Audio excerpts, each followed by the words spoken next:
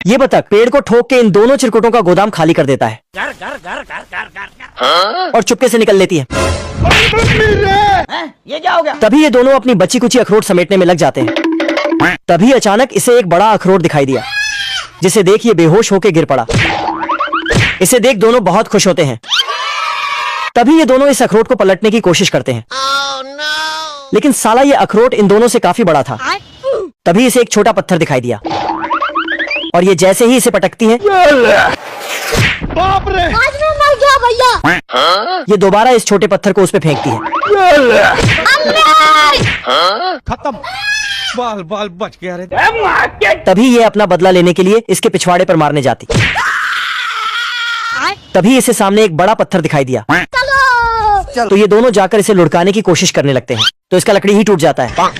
तो ये उसी लकड़ी को लेकर इस पर छेद करने दौड़ती है। तभी पेड़ की टहनी पर इसका लकड़ी फंस जाता है और जैसे ही ये अखरोट से टकराती है, इसका मुंडी ही गायब हो जाता है। तभी इसका भाई लात मार इसका मुंडी बाहर निकालता है। तभी अचानक बड़ा पत्थर लुढ़कते हुए इस अखरोट के ऊपर गिरता है, जिससे अखरोट में दरार हो जाती है। और जैसे ही इसे हटाती है, ये क्या करें, ये बतख अखरोट के अंदर अपना शहद का कारोबार करती थी। नहीं सारुण के यहाँ कुछ तो गड़बड़ है। तभी ये दोनों चुपके से एक शहद की सीसी चुरा लेते हैं और थोड़ा खाकर, बवाल चीज है वे।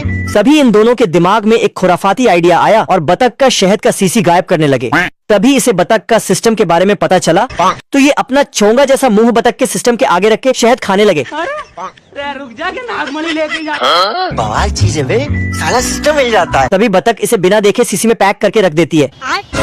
तभी इसका भाई इसे उठाकर एक थप्पड़ जड़ता है बाप रे, और इसे काम पे लगने के लिए बोलता है। और ये दोनों बतख के धीरे धीरे सारे शहद की सीसी उठा लेते हैं। तभी अचानक एक सीसी बतख के मुंह पर गिर जाती है। कौन है बे? और ये दोनों पकड़ा जाता है। अबे दाता कहाँ है ताले? और बतख से बचने के लिए ये दोनों इधर ही इसे सूली में टांग देते हैं और बतख के सिस्टम में सारा सीसी लोड करके अपने गोदाम की ओर लुढ़का के दोनों उसी में सवार हो जाते हैं। जल्दी कर कुछ। तभी बतख इसके पीछे लग जाती है। लेकिन ये बतख के आंख में धूल झोंक के सारी सीसी अपने गोदाम में घुसा लेता है और बतख पेड़ से टकराते ही इसका दिमाग हिल जाता है। तभी ये दोनों इसे उठाकर लकड़ी के टोप में डाल के इसके ऊपर मधुमक्खी का छत्ता गिरा के लॉन्च कर देते। वीडियो थोड़ी सी भी अच्छी लगी हो तो लाइक सब्सक्राइब करके जाना।